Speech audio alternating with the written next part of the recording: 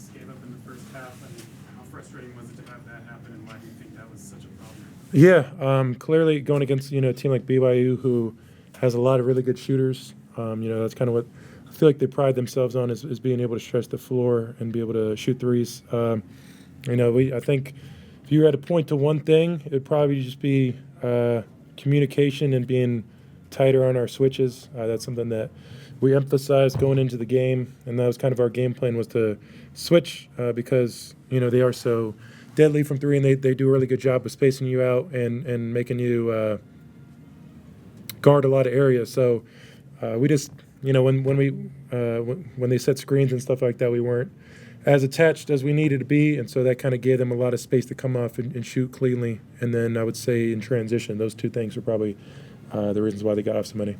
Hunter, this is the second straight game where Kansas has trailed the entire 40 minutes. How concerned are you about the way you guys are starting games and the inability to get back in the game once it gets away from you? Yeah, it's not good to start the game. It got away from us real quick. I think it was 26-12 in first 6 to 8 minutes, I think. And that's kind of where the game was lost. I feel like you can't let a team get off to 8-0 starts on the road 2 games in a row, and I would say just be successful. It makes it really hard because teams are good at home. Teams are going to shoot way better at home than they do on the road, and so I think you saw that tonight, where coming out trying to throw the first punch per se would be a better recipe for success. Hunter, that's 2 games here at altitude. Is altitude a thing, or how would you assess it after playing it twice? Altitude is a real thing, but I don't think the altitude led us to give up 14 threes. I think that was kind of more just us not being ready to play. Call all these timeouts by the 14-minute mark of the second half. So kind of what was Bill Self telling you in those timeouts, especially early in the game, that he wanted to see different? I think just trying to claw away any way we could. I think whenever the lead was what it was, is trying to diminish it little by little. Because when it came into halftime, he said there's no 20-point play.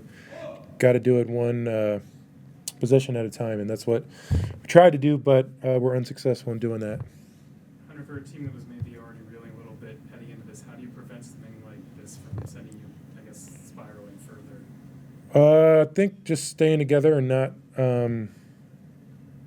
Obviously, we're going to catch a lot of flack from, whether it's fans, national media, rightfully so, because we just lost by damn near 40, and that's obviously not Kansas basketball, and so just got to stay together. Nobody's gonna feel bad for us. Now that NIL is a thing and players are getting paid and everything like that, nobody's gonna feel bad for you.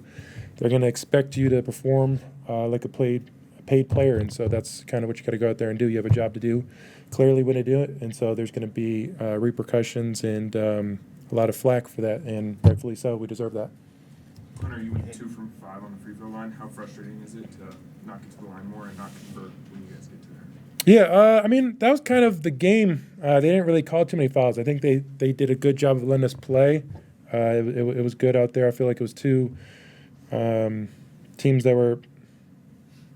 There weren't a lot of fouls called, I think, and so that was kind of I'm